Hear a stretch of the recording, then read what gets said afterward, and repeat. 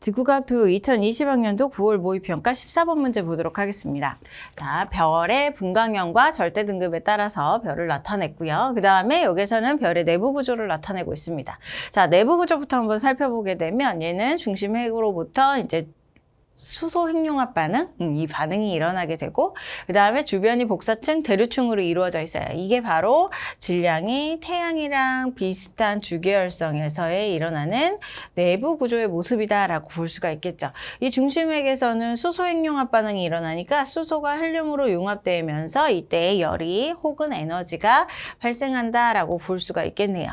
자, 이것을 기억하고 그 다음에 가에서는 분광형에 따라서 그리고 절대 등급에 따라서 이제 각각의 별들을 나타냈는데 기역과 디귿 같은 경우는 주계열성 라인에 있으니까 주계열성이다. 대신 이제 절대 등급이 위로 올라갈수록 작다라고 볼 수가 있겠죠. 이렇게 작은 애들은 다시 말해서 광도가 위로 올라갈수록 크다라고 볼 수가 있어요. 자, 광도가 큰 기역이 질량을 비교해 봤을 때 디귿보다 크다라고 볼 수가 있겠습니다. 자, 광도가 클수록 질량도 크니까 주계열성에서는 자, 이렇게 나눠 볼 수가 있고요. 자, 그 다음에 이제 분광형에 따라서 봤을 때는 오른쪽으로 가면 갈수록 M형에 가면 갈수록 온도가 점점점 감소하는 모습을 볼 수 있어요. 그래서 여기에서는 적색의 모습을 띠게 되고 그 다음에 왼쪽으로 갈수록 온도가 증가하는 모습을 볼 수가 있어요. 그래서 왼쪽에서는 푸른빛을 띠게 된다라고 볼 수가 있겠네요.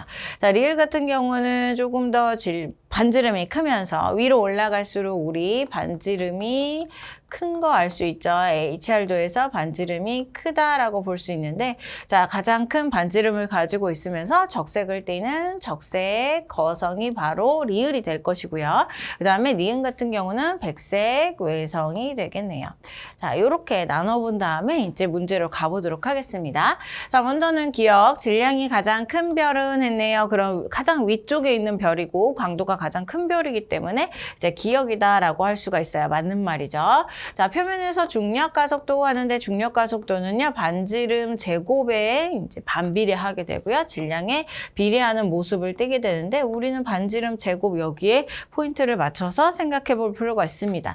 자, 리을과 니은을 물어봤을 때 리을이 반지름이 더 크기 때문에 이제 중력 가속도는 반비례해서 이 값은 작다라고 봐줘야 되겠죠.